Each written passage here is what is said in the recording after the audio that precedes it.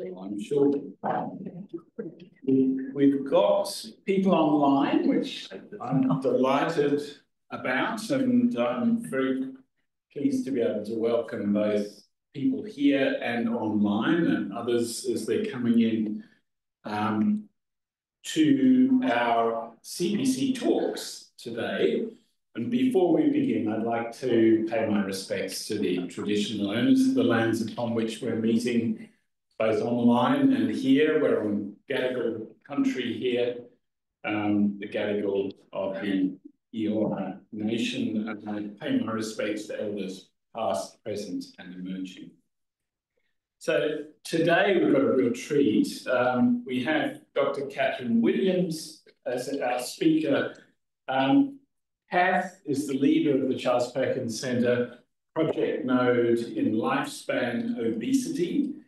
And for the last several years, how many years now is it, Kath, since the...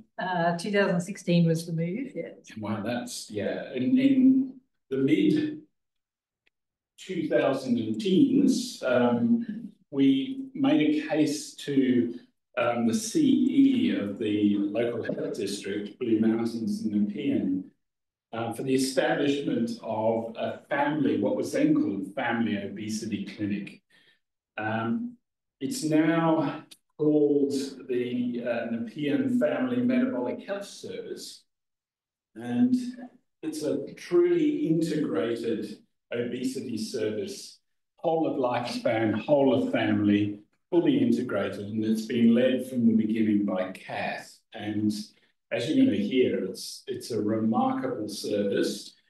It's a remarkable research project as well, and we've had the good fortune to be able to support Kath through the Mackenzie Fund to really make the most of the not only clinical opportunity and the sociological opportunity of working with this extraordinary cohort of patients, but also the research potential that lies therein.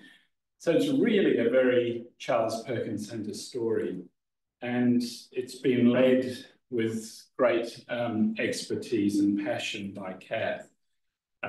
She's a staff specialist in endocrinology at the Nepean Hospital, trained as a medic at UNSW, graduated in 2001, PhD in 2016, looking at the relationship between type 2 diabetes and non-alcoholic fatty liver disease, and was here when I first knew her, here in RPA and CPC before moving out to lead this project node and now the metabolic clinic, the family metabolic clinic.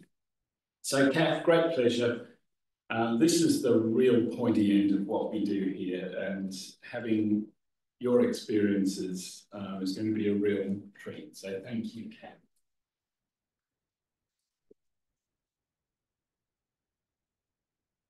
Thank you very much, Steve. It's such a pleasure to be back here. It sort of feels like home a bit because I did used to live in this area. And I am talking to you about the pointy end. And I don't apologise for that. Hopefully I can get things going. Caught me quick. How do I do this? Oh, there we go.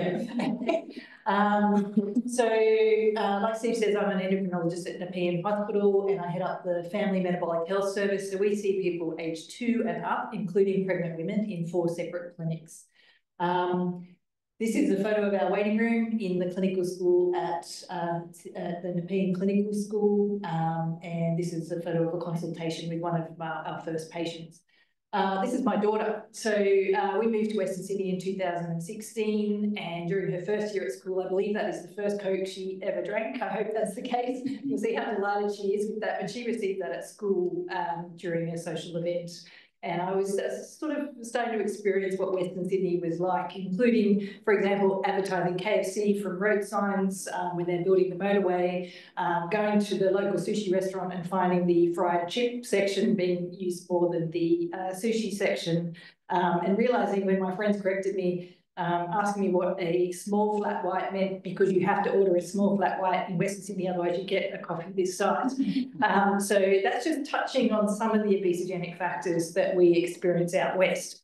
Now, before I proceed, I did want to acknowledge that the local data, including this presentation, is being made possible through the Jennie Mackenzie Fund and other significant supports provided to the Charles Perkins Centre. And I'm eternally grateful to the Charles Perkins Centre for that and the Jennie Mackenzie Fund. So to start, it's never been better to be an obesity clinician. We've got 6 TGA-approved medicines for obesity and more in the pipeline, and we're refining our bariatric surgery techniques. What we're seeing is meaningful weight loss, true clinical impact on obesity complications, and more importantly, demonstrated reductions in morbidity and mortality. Some of the biggest changes have been in our obesity modifying medications, and that's mainly working through the gut hormones that you'd now be quite familiar with. So, you know, from left to right, we have semaglutide, 2.5 milligrams, GLP-1 agonist, which affects gut motility and metabolic functions in the body, but also reduces our appetite. Then we have tirzepatide, which is your dual GIP, GLP-1 agonist, and then retatrutide, which is your triple G agonist with the addition of glucagon agonism. And you'll see, I think what's most telling at each time point is when we start reporting on weight data, the criteria for percentage weight loss increases at each time point. And for the triple G, we're looking at more than 30% weight reduction in some people, which is equivalent to bariatric surgery. I was actually in the audience at the American Diabetes Association when this drug was presented, and there was true applause, like it was a rock star. It was quite an amazing vibe in the room. We know from bariatric surgery as well, this is data from our own bariatric surgery report registry. People are getting about 30% weight reduction, and it does seem to be durable. Interestingly, this isn't necessarily aligned to my clinical experience, where maybe people don't lose quite as much weight in severe obesity, and we do see some weight regain at around 18 to 24 months. But generally, this is a very durable and effective treatment for bariatric for people with obesity. As I said, we are now starting to see effects of medications on obesity complications. Reading some of the titles in some of the legends recently, you know, selecting treatments for cardiovascular disease, obesity in the spotlight, entering a new era in sleep apnea treatment, and my personal favourite from the FLOW study, diabetes, kidney disease. I think we're flowing into the mainstream. Semaglutide flows into the mainstream. I think that's classic. So what we're seeing, you know, for example, the SELECT study, really exciting, 20% reductions in hard cardiovascular endpoints. The FLOW study, where in people with chronic kidney disease, showing significant reductions for major kidney disease events. That study was actually stopped early. For tirzepatide, looking at NASH. I haven't actually reported the primary outcome, but what I find more important is one of the secondary endpoints where we're actually seeing reduction in fibrosis, looking at sort of 50% or more people looking at reduction in fibrosis of at least one stage compared to placebo where it was 30%. That's amazing because there aren't many options in that condition. And then the sleep apnea study that Peter would be well familiar with. Again, I find one of the secondary outcomes more exciting, which is significant reduction in hypoxia burden with tirzepatide, which is certainly linked to cardiovascular outcomes and very close to heart from some of my patients. And then the reduction in mortality. So this is the Swedish obesity study that you may be familiar with, where we saw a whole heap of people having bariatric surgery in Sweden in the late 1990s, about 2000 or so. They compared them to the people that were having medical treatment in their clinics and then a reference group outside. And they did demonstrate that with bariatric surgery, they showed that they were giving people 3 years back their life, but that they were still dying 5.5 years sooner than in the general population.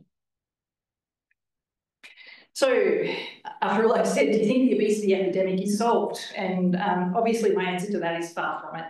And this is some of the local data that I was speaking to. We've started collecting quite broad socio-economic health and wellbeing data from our patients. And this is the first 81 patients that have come through and we've recorded data from. So these people generally around 48 years, 41% are male, which is more than often in obesity studies where you might get more like 30% male, 16% are Aboriginal. Now, of that cohort, the average BMI is 51.3, and I think more telling is about a third are reporting weight gain of more than 5 to 10 kilos before they come, in the 6 months before they come to see us. Now, when you think that some people are waiting 5 years to come and see us, that's a bit of a scary thing. Regarding our patients, more than half have 5 or more medical conditions, more than half have at least one formal mental health diagnosis, and about 60% are on 5 or more medications. When we look at their quality of life data, a significant number are reporting severe or extreme problems with mobility, self-care, ability to perform usual activities, pain, discomfort, and anxiety and depression. And from the visual analog scale, when people were asked to rate their health, the average health rating out of 100 was 38.4, with quite a large peak at 25, which is a pretty low number. I don't know how you rate your health, but I'd like to think mine's more 70 to 80. But we can't really sort of explain what obesity is like, what severe obesity is like from databases, I realise. So I have put in a patient story here, and this is based on one of my clients. I've obviously changed some of the details to protect identities, but I'm hoping you'll get the idea of this one. So I'd like you to meet Chris, and he's 24, and I see this as a demonstration of the inescapable downward hill spiral associated with severe obesity that currently occurs. So Chris has chronic hypercapnic respiratory failure, which means that the well, Peter's in the room, so I'm a bit embarrassed, but basically, you know, the lungs have stopped working to maintain health, and the carbon dioxide starts to build up in the blood, and it has significant health consequences, and that's a result of obesity, hypoventilation syndrome, and severe obstructive sleep apnea. He's also noted to have pulmonary hypertension and heart failure with preserved ejection fraction. So it looks like his heart's pumping normally, but he's got clinical heart failure. Now, at the age of 24, he's had 3 admissions in 2022, 3 in 2023, and 2 in 2024, including 3 intensive care unit admissions. And those admissions are 3 days. They're all over a month. His oxygen saturations when he's not on oxygen, which he is actually at the moment on oxygen, less than 85% on room air. He doesn't look particularly short of breath when he's sitting there in the chair, saturating at that level. Now, he's been unable to achieve adequate compliance with CPAP to qualify for a subsidised machine. We always wanted to send him to Westmead Hospital to get his formal lab sleep study. We don't have one at Nepean, but he's been unable to achieve that because the travel is actually quite a burden for someone with very severe obesity. He's got chronic edema of his legs, and it also goes up to his stomach level, and he gets cellulitis on his stomach. He's got lots of other medical issues, but I've tried to keep it simple. Now, I thought it was interesting to directly quote this from a medical letter from one of my colleagues. So he was commenced on semaglutide while attending our service, but he actually stopped it himself. And he reports, the doctor says, that his underlying rationale is his determination to achieve weight loss with lifestyle measures only. He reports discomfort when thinking about needing medications to assist with this. And I think Johan Hari from the Magic Pill, a recently published book, really covered this well, in that we, for some reason, feel that people should experience discomfort and pain when losing weight. You know, we shouldn't be providing them with things that will help them to lose weight because they should be blamed for the position that they put themselves in. We use that on ourselves and we project that on others, and I think that's a really interesting concept. A little bit more about Chris. He's got severe anxiety. He's had past self-harm, and part of that is actually withholding treatments from himself. And he's got chronic passive suicidal thoughts. He feels, quote, guilt, worthlessness, and hopelessness, and he reports very low motivation and energy. And obviously that's mental health, but it's also his very severe sleep disorder breathing that's not being adequately treated. He stays at home to avoid people due to his high body weight, and that's now compounded by his medical problems. In his childhood, he had a father that had alcohol abuse disorder, and this was associated with domestic violence and also physical abuse of him and his sister. And his sister actually tried to attempt suicide too. He's moved schools a lot in his childhood, and he left school at 16. He's never been employed, and he does not drive. And if you know the area that this man lives in, that's disaster because there's no public transport, even if you could get on it. He actually had obesity on leaving school. His BMI was 34, but his weight doubled between the ages of 17 to 19, and that was associated with a move where he disconnected from all his friends and became very socially isolated. He's got very poor sleep, as you can imagine, sleep sitting upright due to his heart failure, and he's gaming into the night. He eats with boredom, engages in binge eating, and has midnight snacking. So you can see that his mental health, memory issues, and social challenges have affected his ability to adhere to treatment strategies and attend appointments. And compounding that is this anxiety around attending hospital, and so he avoids presenting until he's very unwell. He's been unable to establish connections with a GP or clinical psychologist and relies on virtual care or a bariatric ambulance, which we had done in the past, to attend hospital appointments. He did have a very effective 3-month engagement with a chronic and complex team, but the benefits were quickly lost because they have a 3-month model of care and then you're out. And then his care was transferred to a social service group called Flourish, but that had limited benefit because they don't have good connectivity with medical teams. There's no capacity to apply for the NDIS for this man, given the complexity of the system and the fact that disability due to obesity is always viewed as reversible. I've never had success in this space. So after multiple did not attend, his only attendance at health services was an inpatient from 2023. The latest update, Chris slipped and fell in the bathroom a couple of months ago and was taken to hospital where he still remains. He sustained a fracture to his right proximal femur, needing operative repair, and he was noted to be in acute on chronic respiratory failure with a pH of 7.2 and a carbon dioxide level of 120. His weight was 330 kilos at that time, and he had a BMI of 85.5. So he survived a very high-risk procedure, which is a miracle in itself. And then on day 1, he developed fevers and vomiting, and he had a distended tender abdomen, and a CT was recommended by the surgeons to exclude bowel obstruction. In the notes again, it was he couldn't have a CT at Nepean Hospital. And so I note from the notes, the registrar has written, I've tried contacting multiple hospitals, including Royal North Shore Hospital, Prince of Wales Hospital, St George, Concord and Liverpool. All are unable to accommodate this patient as he exceeds maximum weight girth of the scanner. I've even tried calling the zoo, closed with no after-hours line. I think this really demonstrates that when people with severe obesity get sick, they've got a really high chance of dying because we can't investigate them. So this guy thankfully responded to conservative measures. He had an NG tube put in and was fasted and recovered, but that was another close shave with death, yet again at the age of 24. Unfortunately, during the admission, he also had clots in both legs develop, and they had to titrate his anticoagulation based on a blood marker because you can't use the usual weight-based measures. He also developed urinary retention and delayed wound healing. So I'd like you to consider a few questions, because I know that's a bit of a heavy case, but it's hard to simplify these sort of cases because that's what they're like. So what do you think his quality of life is like? And at 24, what do you think about his life expectancy? How many opportunities to intervene were missed in Chris's life, especially in young adulthood, by not recognising the potential seriousness of his condition? And what support should we offer Chris now? And attached to that, is Chris to blame for all of this, or could this happen to anybody with a genetic tendency for obesity under these circumstances? I'll just add that many people still believe that severe obesity should just be about telling people to eat less and move more, and that person should be entirely to blame for their predicament. And I'd like to note that we don't actually view any other condition like this in health today, including other lifestyle conditions such as smoking and alcohol use disorder. And then the last question I have for you, do you think Chris's case is unique? I think I can answer that question for you after the break if you want the answer to that, but no is the short answer.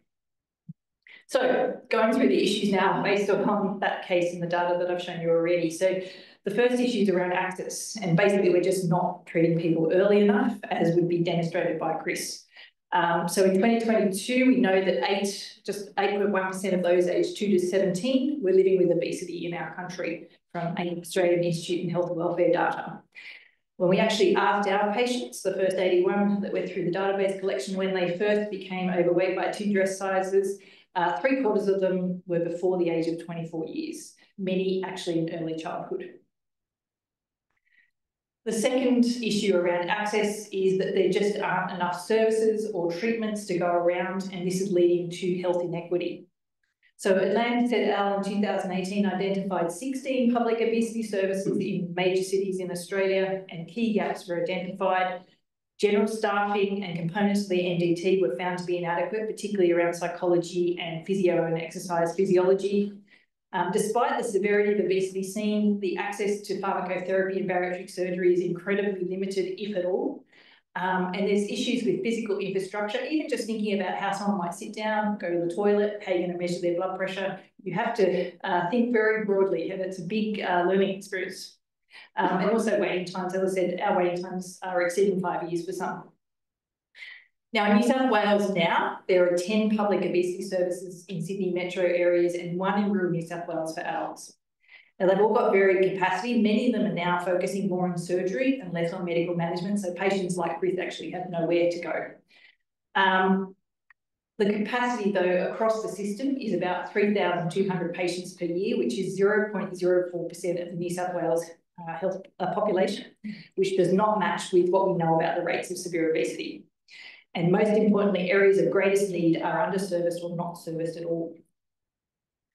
This is our own waitlist data. So our criteria for the service, you have to have a BMI of 40, but sometimes 50 or 60, depending on your medical complexity. So if you're pretty simple and you're just young, you have to have a BMI of 60 to come in. You have to live in our LHD, so that's Penrith, Hawkesbury, Blue Mountains, Lithgow area, or be in an LHD with no obesity service. So usually that's rural regional New South Wales.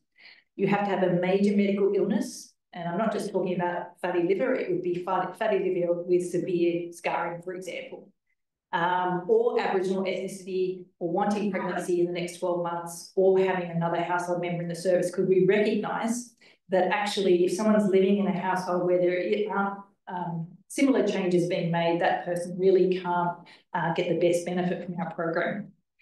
Now, we were flagged in May being the second worst performing outpatient service in our LHD, gastro being the worst. And it was noted that there were, of the 500 people on our wait list, 397 adults were breaching the waiting time. So of our category 1 patients, they're our sickest patients. There were 26 patients waiting a median of 127 days.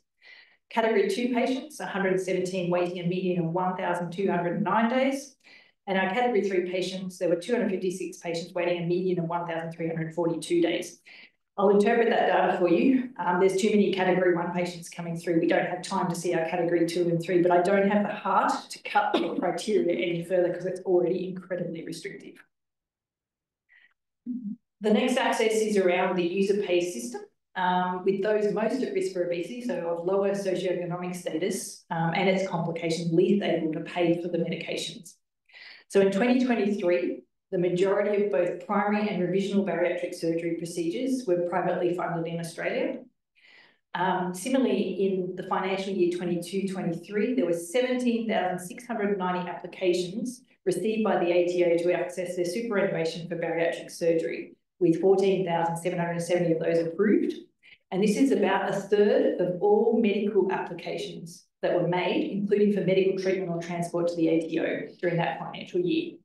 I'm just going to put those numbers alongside the number of bariatric surgery procedures we had access to over 6 years from 2017, which was 51. There we go. But who are we operating on? Are we wasting taxpayers' money? So of the 51 patients that we operated on, you know, they fit the profile.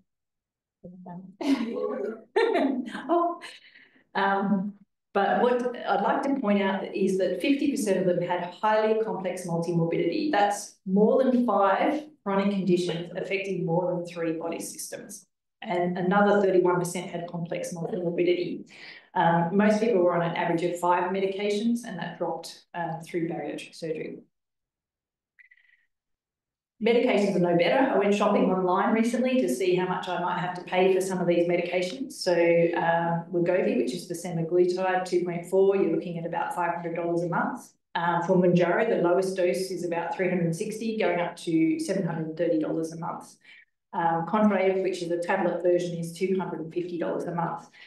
I was interested to see that on that website where I was buying my drugs, every 5 minutes something would pop up saying Mary has bought some from St Mary's. It was almost like a gaming thing. It was very interesting. I was also interested to see how I could access easy pay for these drugs. Now, I've just put that alongside some financial data from our clinic. So this is at baseline, what people were reporting in the last 3 months. So what you'll see there is quite a bit of financial stress, but particularly 26% not able to afford electricity in the last 3 months, 10% not able to afford food, 10% not able to afford their rent or mortgage. 20% of people approximately are on a disability support pension in our clinic. Only 40% are employed. Most of that's part-time and or low-paid work. This is just a very random smattering of 5 of the 25 patients I have on subsidised medications, and I don't really need you to read the detail, but I think you can read the common themes of heart failure and very serious cardiorespiratory morbidity in most people with very high BMIs and other medical complexity. And these people, I can't just prescribe a drug. I need to go through the Drug and Therapeutic Committee, which is a great committee at Nepean Hospital, but the process takes a month to get access to any sort of medication, despite these guys being highly unwell. The next issue, so access is the first issue. The second issue for me is that obesity isn't just about weight management. It's just like diabetes isn't about glucose control. Obesity management includes the needs to address drivers of weight gain, the complications and comorbidities that come about from the weight gain, addressing the function of that individual, their well-being, and also their stigma, which is actually internalised weight stigma is our biggest enemy because people think they're bad, they're guilty of doing something bad, and you have to deal with that because if you don't, they will not continue to attend your clinic. There's no quick fixes for severe obesity. We're dealing with multimorbidity, disability, psychosocial complexity. Now, that sort of tailored care is hard to achieve in a service like mine, let alone in the community where GPs get 15-minute consultations, and there's no allied health, particularly where I work. You might be surprised to know that even discussions around weight management, I'm sure you've all seen the Australian obesity algorithm where, oh, okay, the BMI is this, you do that. Actually, there's a whole heap of considerations that go into weight management treatment that's around disease characteristics. So you've got to look at that person's profile, you know, understand how the obesity has affected them from a medical point of view, from a social point of view, from a disability point of view, and whether they're gaining weight rapidly or whether they've been stable for a while. There's patient factors. Actually, a lot of people I would love to do bariatric surgery on, but they say, nah, I'm not interested in that. You're like, oh, really? You know, it would really help you from a medical point of view, but you have to respect that that's their wish and their belief that they want to achieve their weight loss through a different way. You also need to understand their stage of life. For example, if they're just wanting to have a baby, you cannot rush in with a whole heap of surgery and medications. You need to support them in other ways. For example, if they've got a strong family history of obesity or risk factors for complications of obesity, that's going to affect the way that you treat them. Their finances, obviously, if someone's got money, great, you can offer them a whole suite of things. If they don't, you have to treat them in a different way, which I personally have quite a bit of a problem with.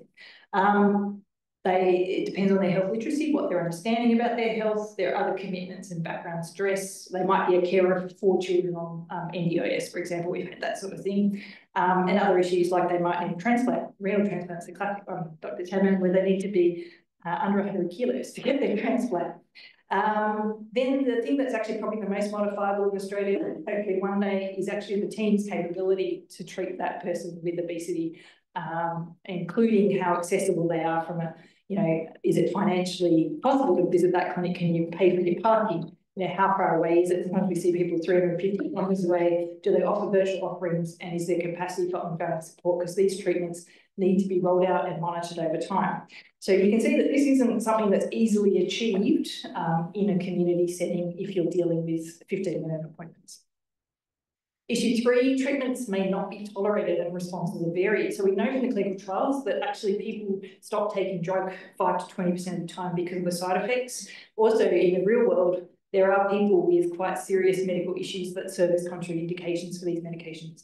Sometimes you're left scratching your head with what to do next because maybe they're not fit for surgery or they don't want surgery. You don't have any medication options. You have to work with lifestyle, and that person might be 250 kilos with multiple medical conditions. So it can be very complicated. The responses also are very varied. So when you get someone on treatment, you'd be surprised to know that some people, even on the best drugs, gain weight. And we don't really know why that is in all circumstances. So this is what it feels like on day 1 when I see people. I hope that's not giving you a headache. Usually you get a little bit of clarity. By 6 months, you're probably learning how to work with that person more effectively. So issue number 4, current treatments lack potency in severe obesity. So this again is our retrospective audit on our patients who've had bariatric surgery over the 6-year period. You're familiar with this group of people by now, but you'll be surprised to hear that only 86% were public surgery. So we looked after them pre and post, but some people have opted to use their super because they don't want to wait 1 to 2 years to access the surgery. What we do see is that the average BMI at the start is 57. When they're referred, it goes up to 59 while they're waiting with us. And then after surgery, we'll drop down to 40.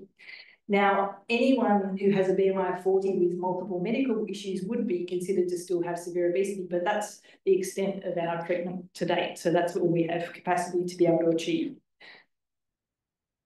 The next point, issue 5, weight regain is real. And I think this is really well demonstrated with my patient, John.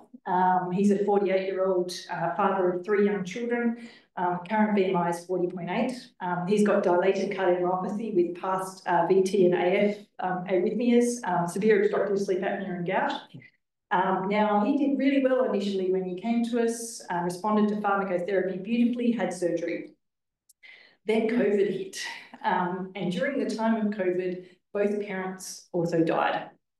And as is often the case in severe obesity, when there are stresses and there's less engagement with the health service, rapid weight regain can occur. When he was able to re-engage with us, we were able to stem that weight regain with some liraglutide, which is Saxenda. But then it wasn't until the addition of a more highly effective obesity medication that we're actually able to achieve meaningful weight loss, and he's coming down again. But what's going to happen in the future? Like, will he be able to maintain that weight loss? He's still at quite a high body weight, and given his health profile, he certainly really shouldn't gain any further weight because it will increase his risk of morbidity and death. So I'm going to be honest here as a clinician, when we see people who are doing well, I have that background anxiety, what's going to happen when they stop doing well? Because at the bottom line is maintenance is one of the hardest things in weight management, and we don't actually have good long-term strategies. So combination therapies are probably a given, but this only increases costs. And as I've tried to explain to you, services are currently, when they're looking after obesity, sort of fighting this war, which is providing the right chronic disease support for those already engaged versus this massive wait list and bringing people in who need to receive care. Other things that trouble me, which we know about, will the side effects of losing muscle or bone over time become more evident as people age? If we keep people alive into their 60s, 70s, are they going to start to become frail? And are there any other side effects that we just don't know about yet? So, as well as managing weight and obesity in our clinic, we have to navigate this blind spot for the long-term management because we know we can't hold on to these people forever. So how can we equip them best for this long life journey that they're going to have? So we have to build protective factors, which is around health literacy. We have to get them relationships and trust in healthcare professionals for ongoing access to services. And that shouldn't be us, that should be in the community. They need to be able to use the right tools when they need them. And for people with financial means, that's fine. But if you don't have financial means, that's a real problem. We need to build their social supports and their connectivity. A lot of these people are very isolated. And you might find this strange coming from a doctor, but we have to build body positivity. So we have to build this non-weight-based view of health and well-being because these people will have severe obesity for the rest of their lives. Issue 6, we don't treat people in a vacuum. I think this is very much like climate change. So it's pretty obvious what happened in 1970 and what caused these increased rates of obesity that we're seeing here in the NIH data from the States. And we're seeing a similar sort of shift of the curve for BMI in Australia here using the Australian Institute of Health and Welfare data. And you're seeing now the peak in Australia is in the overweight range, and you're seeing that real extension of the tail into the more severe ends of BMI. And I think even better demonstration of the obesogenic environment is this geographical variation we're seeing. So you guys, the obesity rates in this area are around 16%. Where I work, they're double that. But if Health Stats New South Wales is to believe, it's double again in far west New South Wales. That's absolutely scary. And we're just sitting on that data, those data. And I think it really speaks to the need for system-wide change and starting to design solutions in communities most affected. So What are we doing in the Family Metabolic Health Service to address some of these issues? Well, after I've had a bit of a panic, a wise person once said to me, sometimes the best way to tackle long-term problems is to start where you are, do what you can, and work with and who you've got, and that's what we're trying to do. So the first thing we did was we reached out to the most fabulous Natasha Nassar and her team, Francesco and others, and we wanted to know if people attending our obesity service used acute health services less. And this is the million-dollar question, because when you start working in a hospital system, you realise that all your chief executive is told to care about is getting people out of hospital and not having them come back. So it's very important data to demonstrate.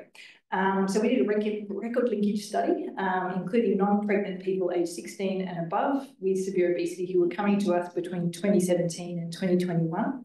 And we looked at their emergency department presentations and their acute hospitalizations across the state in the year before, a year after, and 3 years before and 3 years after engaging with us. And then we split people into whether they'd attended at least 5 times or more, or less than 5 times as a measure of engagement. There were 640 people who were included, and the average person had sort of 24 touch points with the service.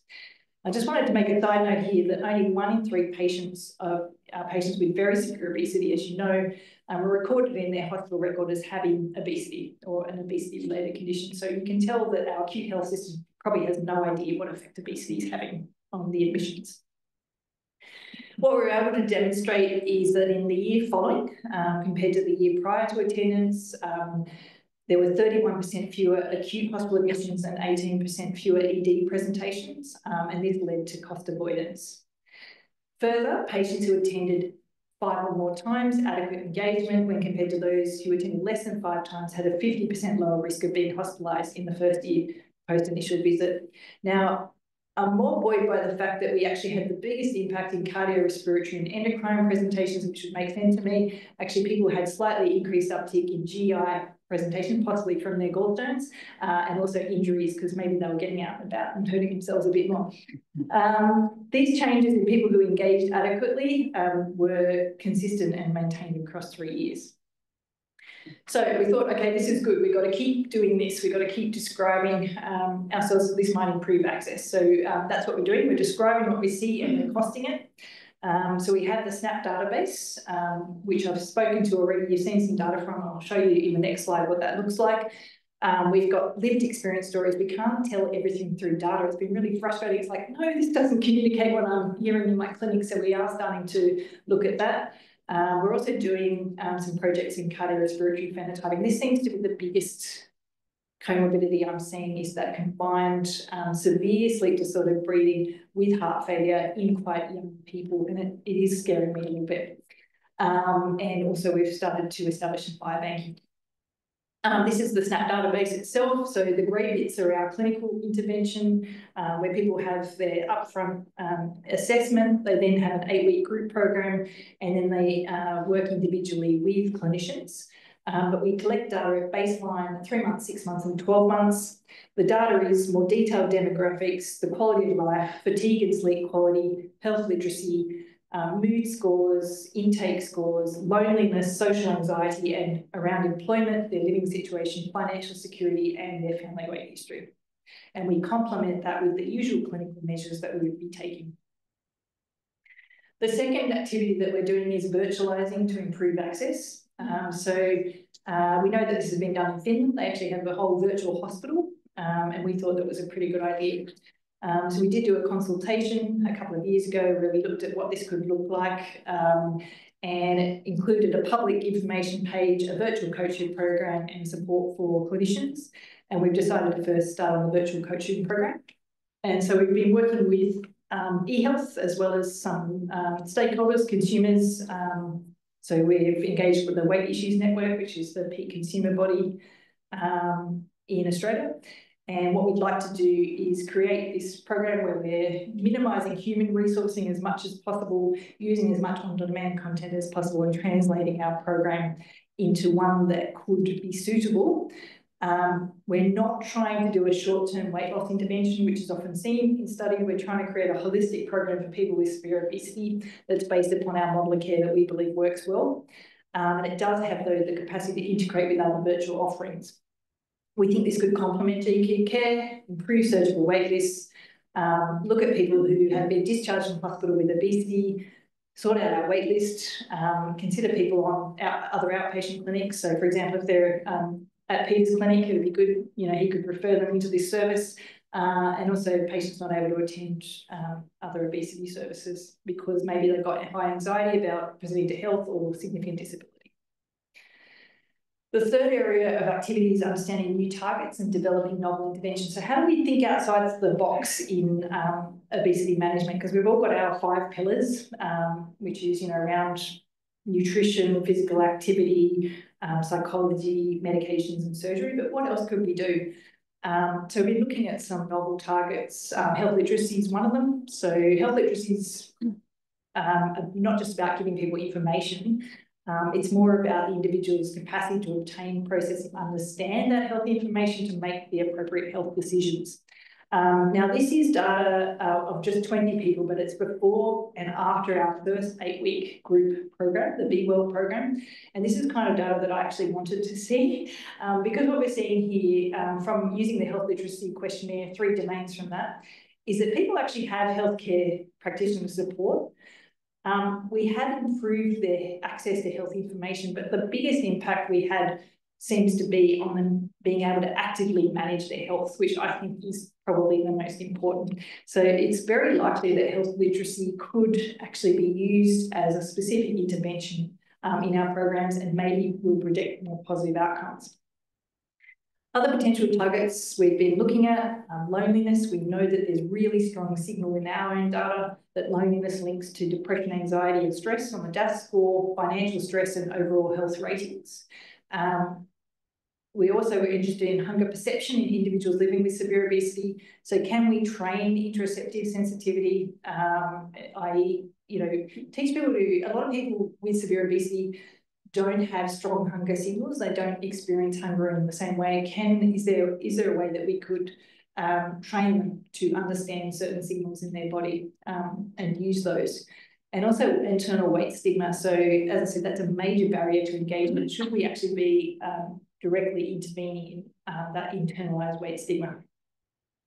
Other projects are around our children, our young people and our pregnant women, including the history of bariatric surgery. And we're seeing extreme nutritional deficiencies in our cohort of women that have come through who've had bariatric surgery. So defining the problems, just to sum up, I'm hoping I've demonstrated to you that the demand far exceeds the supply for services for managing severe obesity. And I'm quite sure there's a lot of people that are now not getting referred because the GPs just don't see it as a fruitful exercise. I'm hoping that I've shown you that there's no quick fixes. We're dealing with multimorbidity, disability and psychosocial complexity, and obesity is more than a risk factor. And our public hospital obesity services can't exist in isolation. What's going to happen before or after? And what about those people that can't engage with us? This user-paced system is incredible. We're limiting availability of highly effective treatments to those who need them most that are the least able to pay. And this means that very sick people are offered limited or no treatment and then blamed for the consequences of this.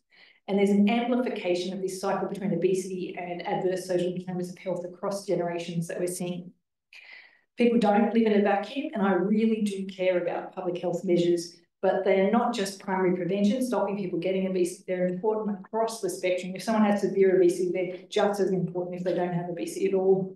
And there really is a need for an improvement in our governing structures at both the hospital level and also at the federal and state level of government.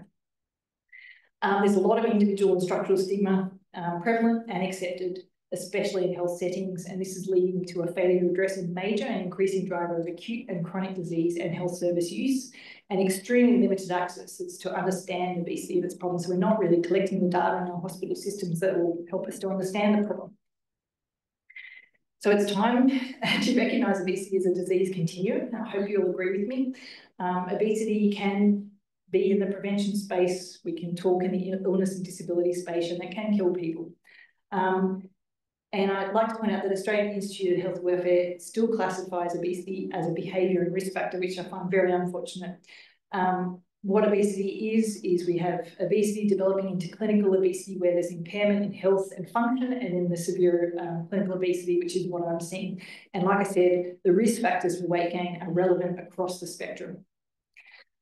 So severe clinical obesity means a disease like any other, apart from the way we talk about it. It's not a BMI of 35 or 40, which is what I see in every single paper when we're talking about individual people. And this, I think, is where we fall down, because it's actually really hard to define hard endpoints for what the definition of severe obesity is in an individual. I can tell you it's often defined by a high BMI and complex multimorbidity with or without disability, or in someone with a high lifetime risk of disease burden based upon their obesity genetic risk and young age. I can tell you it's multifactorial and it's attributable to very complex genetic, physiologic, socioeconomic and environmental causes that are not easy to manage. I can tell you that multidisciplinary treatment is considered the gold standard of care, and long-term support and treatment is needed as it's relapsing and remitting. So talking solutions, if we can recognise obesity as a disease continuum, not a risk factor, we'll make sure that people have access to effective obesity information and management that's appropriate across the continuum of need in both acute and maintenance phases of treatment and in the prevention space. It will recognise that some people need obesity pharmacotherapy and surgery for health, and that we should subsidise it in some people who are actually where the cost effectiveness does match providing those treatments. And I think what one might be bugbears as well as the way health and social services sit so independently of each other. We cannot do that with these sort of people. We need to be working together to manage their care, because if their social circumstances are strained, there's no way they can be engaged in their health, and their health gets worse, their social circumstances get worse, and it doesn't just affect them, it affects everyone in their household. The second point is prevention involves more than education regarding healthy diet and physical activity, and while these are very important, it's got very limited impact in communities that are most affected by obesity. So a lot of the strategies we've employed to date have had very little impact, where your obesity rates are getting up to 60%, for example. We really need to start designing solutions in those people and think about our system-wide change, not about just telling the individual to eat better. Obesity-specific research funding is needed now, obviously. I don't need to preach to the choir, for prevention, impacts management, and in priority populations, because we're ignoring a really common origin and exacerbating factor of many diseases, and multimorbidity is increasingly common. And we've really got to start thinking about health and wellbeing rather than preventing death when we're writing our grants. So I would really like us to go from the reality of the situation to equality, which is improved access to trusted information services and treatments, to equity, where we're subsidising these, and then to liberation, where actually people don't need these drugs anymore because we've got system-wide change, which is improving everybody's health. And that's the end. I'd love some ideas. Thank you.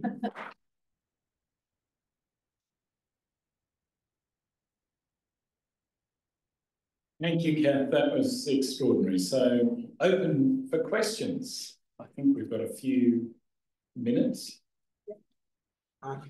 Kathryn, I would like to ask, what were the etiology of obesity in those patients? Was it alimentary obesity or some syndrome or neuroendocrine obesity? How do you classify it, and is it important for each individual management?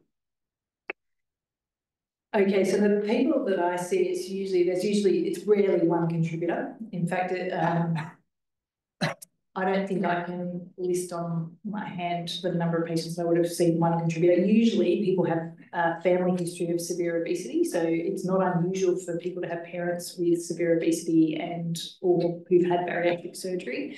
Then there's this childhood obesity, bullying through school. Some people have severe bullying to the point where I've had one person tell me they threw themselves down the stairs rather than getting thrown down the stairs for the third time. There might be loss of a key family member. They might have had drug use. You know, it's just, it's never one thing. And I think this is where research sort of sometimes doesn't always resonate with me, because we sometimes talk about minutiae when actually I don't even know how to apply that to my patients because they are so very complicated. So I think severe obesity is a little bit of a different beast, and we do need to think about it in this really holistic fashion. So I think, to answer your question, all those things matter in my patients. How does it affect my treatment? I think when you have strong biological drivers for obesity, you are going to go more heavily on some of the pharmacotherapy and think about bariatric surgery. If there's a lot of mental health, you're going to spend a little bit more time working on that side of things. If there's really terrible nutrition, you've got to get the nutrition right before you jump in with your pharmacotherapy, because you could make them worse, because if they're eating just white bread, you get them to eat less white bread, they're going to be pretty nutritionally deficient. So it's not unusual for us to see patients with low albumin, low iron, low B12, because they're just not eating properly. So I don't know whether I answered your question, but it's not as simple as that. I don't categorise. You've got to look at every single aspect. Yeah. Kath, super data. You're absolutely right. It really affects us in the kidney world. Yeah. More than 30% of people with end-stage kidney disease in Australia are obese, and it's higher in the US, and it's similar in Asia. It's booming, and that's using that really crude definition of obesity that you described, which is probably an underestimate in our population, particularly our Asian populations. I'm staggered the AIHW don't recognise obesity as a disease, because many of the AIHW advise politicians on the health status of the nation. They use that to then drive policy. So I think it is really critical. I chair the CKD advisory board to AIHW. I'll certainly put a plug for obesity, because it not only stops people from getting transplants, but affects their heart, lungs, infective risks, and so forth. And so it clearly is a disease in that context. But what else can we do to try and get it on their agenda?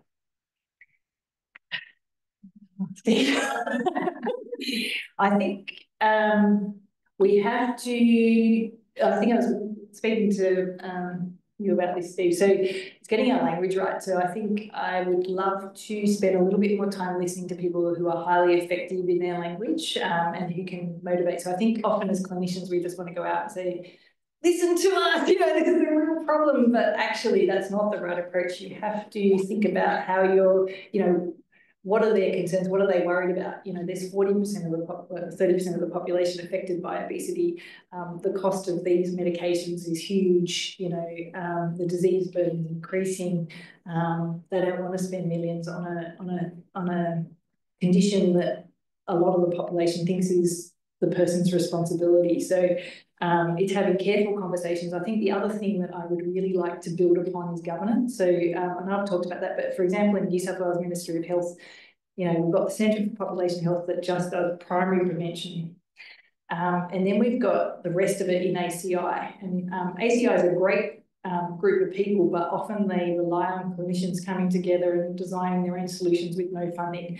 And if we're thinking about management of obesity, that's a really complicated piece of work, and you can't expect a group of clinicians, who is a subgroup of the subgroup, mind you, to come up with proper solutions. So this siloing, this sort of not recognising a disease and not advocates. So I'd like to build better governance in New South Wales Health, get the federal government to speak to each other. And just yesterday I was talking to our chief executive of how we can improve actually sort of oversight and understanding obesity in our conditions. So I think what we need to do, Steve, is talk to our stakeholders in health, in the government, to try and improve their understanding and their accountability. Because there's been lots of great strategic documents developed in how to manage obesity, but because there's no accountability, we're not getting anywhere. So, but it's a bit harder than it sounds, isn't it? Yeah.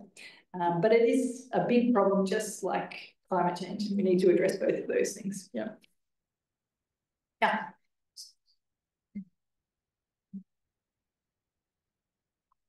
Thank you very much.